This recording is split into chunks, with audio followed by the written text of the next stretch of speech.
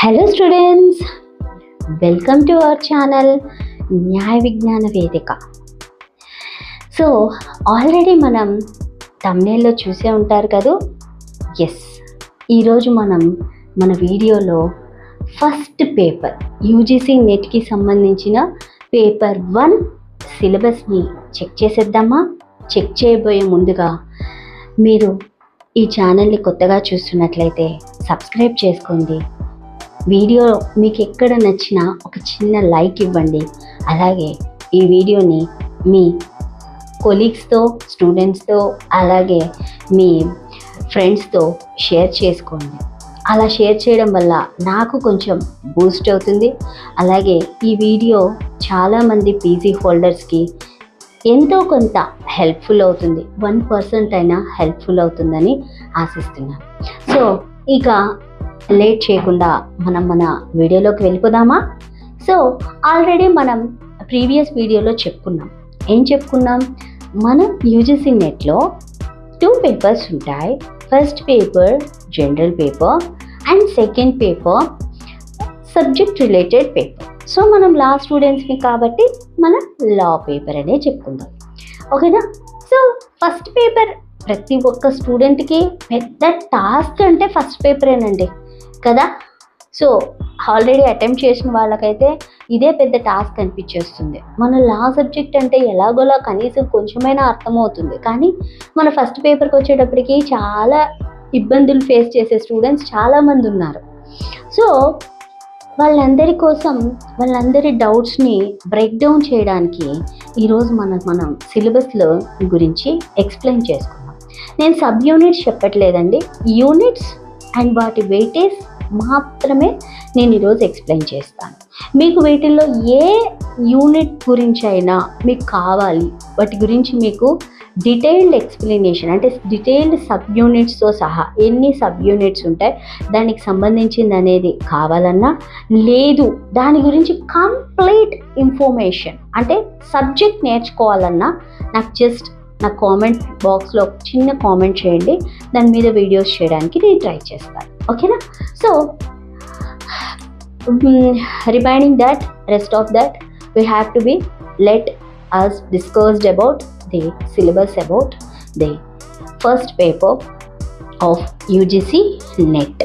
Okay, so paper 1, how many questions? 50 questions. Each question carries 2 marks. Total, grand total 100 marks. Yes, am I right? So 100 marks. ఈ 100 మార్క్స్లో ఏవి మనకి ఎక్కువ weightage? So నేను 1 by 1 చెప్తూ వస్తాను. దీంట్లో మనము ఇక వెయిటేజ్ యూనిట్స్ ఏంటనేది మనమే డిసైడ్ అవుతాం, ఓకేనా? So total 10 units are there. First paper consists of 10 units. First unit relating to teaching aptitude. Okay, teaching aptitude. From the first unit, in our examination, we get 10 questions. Okay, 10 questions. Next, second unit, research aptitude. From research aptitude, we get 10 questions. Okay, so teaching aptitude అంటే BEd చేసిన వాళ్ళకి బాగా తెలుసు. Teaching methods, teaching skills, వీటన్నింటి గురించి ఉండేది teaching aptitude. ఇక అలాగే రీసెర్చ్ యాప్టిట్యూడ్ అంటే మనం ఎల్ఎల్ఎంలో చదివాం research methodology, am I right? So what are the various types of research? So దానికి స్టెప్స్ ఏంటి, ఒక రీసెర్చ్ చేయాలంటే స్టెప్స్ ఏంటి, వీటన్నింటి గురించి మనకి రీసెర్చ్ మెథడాలజీ కవర్ చేస్తుంది. ఈ 2 యూనిట్స్ నుంచి 10 క్వశ్చన్స్ అడుగుతారు, ఖచ్చితంగా 10 క్వశ్చన్స్ అడుగుతారు. సో ఈ 10 క్వశ్చన్స్ అంటే మనకి ఇక్కడ ఎన్ని మార్క్స్ కవర్ అయిపోయినాయి? 10 into 2 20, 10 into 2 20, 40 మార్క్స్ మనకి ఇక్కడ కవర్ అయినాయి. సో ఇదే కదా మనకి వెయిటబుల్ సబ్జెక్ట్స్. ఇవి రెండే మనకి 10 మార్క్స్ అడిగేది. ఇంకా సరే, మిగిలిన రిమైనింగ్ యూనిట్ చూద్దాం. నెక్స్ట్ థర్డ్ యూనిట్ వచ్చేటప్పటికి comprehension, English comprehension. From this English comprehension, 5 questions we have to get in our UGC NET examination. So 5 questions మనం ఈ కాంప్రహెన్షన్కి సంబంధించి మనకి ఎగ్జామినేషన్లో మనం చూస్తామన్నమాట. అంటే ఒక కాంప్రహెన్షన్ ఇస్తారు, ఇంగ్లీష్ ఎస్సే రైటింగ్ అదే మన ప్యాసివ్ రైటింగ్ అంటాం కదా. సో ప్యాసేజ్ రైటింగ్ అని చిన్నప్పుడు రాసేవాళ్ళం. సో అలా ప్యాసేజ్ ఇస్తారు, ఆ ప్యాసేజ్ నుంచి ఒక 5 క్వశ్చన్స్ అడుగుతారు, వాటిని మనం ఆన్సర్ చేయాలి. ఇంకా అలాగే నెక్స్ట్ వచ్చేటప్పటికి కమ్యూనికేషన్ స్కిల్స్ గురించి. So from the communication also we get 5 questions. Each question carries 2 marks. Okay, so next వచ్చేటప్పటికి నెక్స్ట్ యూనిట్ ఏంటి అంటే ఇక్కడ నుంచి 5th యూనిట్ నుంచి మ్యాథమెటికల్ రీజనింగ్ నుంచి మనకి 5 క్వశ్చన్స్ అడుగుతారు. సో ఆ 5 క్వశ్చన్స్ కూడా ఈచ్ క్వశ్చన్ క్యారీస్ 2 మార్క్స్. ఇంకా మ్యాథమెటికల్ రీజనింగ్ అంటే మనకి తెలిసిందే, రీజనింగ్ గురించి. సో మనం బ్యాంక్ ఎగ్జామ్స్ రాసే వాళ్ళు రీజనింగ్ మీద చాలా గ్రిప్ ఉంటుంది. సో వాళ్ళకి ఇది చాలా easy subject. And next one logical reasoning, 6th unit logical reasoning. We have get 5 questions from logical reasoning also. And next what is the next unit? Data interpretation గురించి కూడా, అంటే statistics మీద మనకి 5 questions వస్తాయి. అది కూడా each question carries 2 marks. So unit 5, 6, 7 ఈ 3 units కూడా మ్యాథమెటిక్స్ గురించే, మనకి మ్యాథమెటిక్స్కి సంబంధించిందే ఉంటుంది. సో కాబట్టి మనకి 3 యూనిట్స్ నుంచి ఎన్ని 15 క్వశ్చన్స్ వస్తాయి. మ్యాథమెటిక్స్కి సంబంధించి మనకి 15 క్వశ్చన్స్ వస్తాయి. 15 into 2 ఎన్ని క్వశ్చన్స్ మనకు అప్పుడు 30 క్వశ్చన్స్ ఇక్కడే కవర్ అయిపోయినాయి. సో ఇంకా next unit 8 ICT, Information and Communication Technology, carries 5 questions. Okay, so 10 marks. Of course, Information and Communication Technologies అంటే ఏంటి మనకు అందరికీ తెలిసిందే. ఇప్పుడు ఇన్ఫర్మేషన్ గురించి, టెక్నాలజీస్ ఇవి మనకి కంప్యూటర్ సిస్టమ్స్, సైబర్ క్రైమ్స్, వీటన్నింటి గురించి కూడా మనకు ఐసీటీలో కవర్ అవుతుంది. అండ్ యూనిట్ 9 వచ్చేటప్పటికి people development and environment. People development అంటే మనకి హిస్టరీ ఇంటర్నేషనల్ లెవెల్లో, నేషనల్ లెవెల్లో 2 సైడ్స్గా అడుగుతారండి. ఒక నేషనల్గా చూసుకుంటే కాదు. సో మనం పబ్లిక్ ఇంటర్నేషనల్లో చదువుతాం కదా. సో పబ్లిక్ ఇంటర్నేషనల్లో ఇక్కడ చాలా యూజ్ అవుతుంది. పీపుల్ అండ్ డెవలప్మెంట్ అన్నప్పుడు మనకు పబ్లిక్ ఇంటర్నేషనల్ అనేది చాలా యూజ్ అవుతుంది. సో కాబట్టి మన లాకి సంబంధించి ఇంక ఎన్విరాన్మెంట్ అనేది ఇంకా మనం ఎన్విరాన్మెంటల్లో ఆబ్వియస్లీ చదువుకుంటాం. మనకి యూజీసీ నెట్ లా కూడా మనకి సిలబస్ ఉంది అది.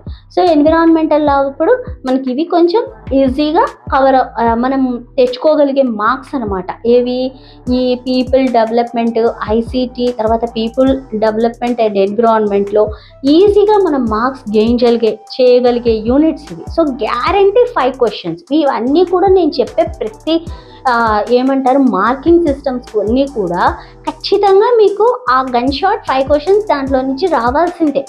So each and every unit నుంచి 5 క్వశ్చన్స్ కంపల్సరీ వస్తాయి.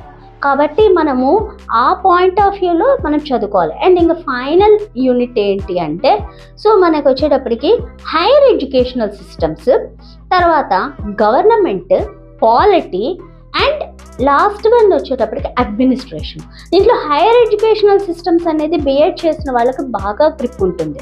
అండ్ అలాగే ఇంకా గవర్నమెంటల్ సిస్టమ్స్ అంటే గవర్నమెంట్స్ అంటే ఏమేమి ఉన్నాయి దాని గురించి మనకి, అంటే పబ్లిక్ అడ్మినిస్ట్రేషన్ చదివిన వాళ్ళకి ఈ గవర్నమెంట్స్ గురించి తెలుసు. పాలిటీ అంటే మనకు జ్యూరిస్ప్రుడెన్స్ చదువుతాం కదా మనం. సో జ్యూరిస్ప్రుడెన్స్ చదివిన వాళ్ళకి పాలిటీ ఈజీగా మనము గ్యాప్ చేయగలిగే మార్క్స్ అనమాట. అండ్ అలాగే లాస్ట్ ఏంటి మనకి ఇంకా ఫైనల్గా అంటే అడ్మినిస్ట్రేషన్ ఆల్రెడీ మనం అడ్మినిస్ట్రేషన్ లా చదివాం. So constitution, administration, UGC NET law కూడా ఇంపార్టెంటే. అండ్ అడ్మినిస్ట్రేషన్ అనేది ఇక్కడ కనపడుతుంది. సో కాబట్టి ఈ అడ్మినిస్ట్రేషన్ సిస్టమ్స్ ఎలా ఉన్నాయి, వీటన్నింటి గురించి కూడా మనము ఈ యూనిట్లో ఎక్కువ మార్క్స్ని ఎన్హాన్స్ చేసుకోవాలి. సో ఇక్కడ 10 యూనిట్స్ ఉంటే ఈ 10 యూనిట్స్లో ఫస్ట్ 2 యూనిట్స్ మాత్రమే మనకి ఎన్ని మార్క్స్ వస్తున్నాయి, 10. సో 10 క్వశ్చన్స్కి 20 40 మార్క్స్ వస్తే ఈ 8 యూనిట్స్కి మనకి 60 మార్క్స్ వస్తాయి.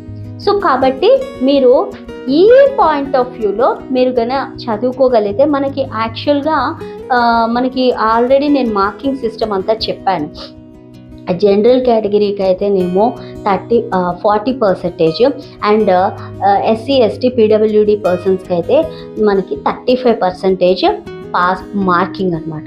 సో కాబట్టి మనము ఎలిజిబుల్ కావాలి అంటే 40% అనేది మనం గెయిన్ చేయడం పెద్ద కష్టం కాదు కదా. ఒక సిస్టమాటిక్ వేలో మీరు ఈ సిలబస్ని ఒక్కసారి చార్ట్ లాగా వేసుకొని దీంట్లో ఏవి చదివితే మనం ఎక్కువ త్వరగా మనకి వస్తాయి అనేది ఫస్ట్ మీకుండే మీ ఓన్ స్కిల్ని బట్టి ఫస్ట్ అదొకసారి ఒక టేబుల్ వేసుకోండి.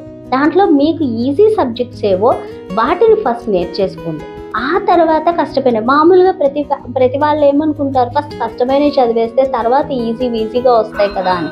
కాదు, ఫస్ట్ ఈజీ వాటి మీద వెయిట్ తెచ్చుకున్నారంటే ఆ తర్వాత కష్టమైనవి నిదానంగా చదువుకుంటూ వెళ్ళొచ్చు.